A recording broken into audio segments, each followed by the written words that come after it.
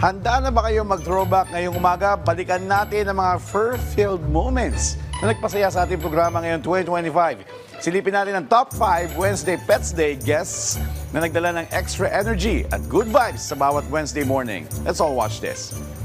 Yung araw, pag-uusapan naman... Mga ka-RSP, nasubaybayan nyo ba ang Wednesday Pets Day ngayong 2025? Balikan natin ang top 5 Wednesday Pets Day guests na tunay na nagbigay buhay at good vibes sa ating Wednesday mornings.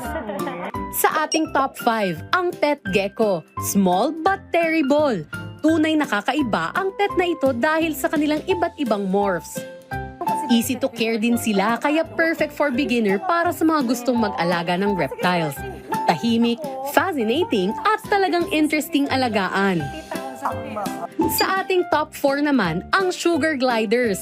Sinong mag-aakala na ang ganito ka-cute na species ay pwede palang i-keep as a pet? With proper handling at tamang pag-aalaga, mas tatagal at mas lalalim ang bonding ninyo. And the most adorable part, they can glide from place to place.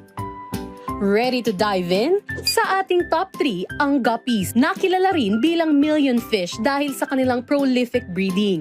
Ang kanilang makukulay na katawan ay dahil sa tinatawag na chromatophores na mas lalong gumaganda kapag tama ang pag-aalaga at kondisyon ng kanilang aquarium. Edgy, stylish, and adorable? Yan ang ating top 2 spooky pet fashion. Mula sa costumes hanggang sa creative outfits, pinatunayan ng ating pet guests na kaya rin nilang rumampa. Medyo spooky, pero super cute pa rin. And last but not the least, ang ating top 1, ball pythons. Sila ang pinaka-nakapukaw ng atensyon this year's Wednesday Pets Day. Tahimik, gentle, at surprisingly friendly.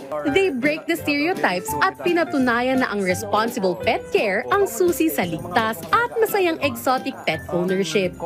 And it's a wrap. Yan ang ating top 5 Wednesday Pets Day for the year 2025. Sigurado kaming na-amaze kayo mga ka-RSP.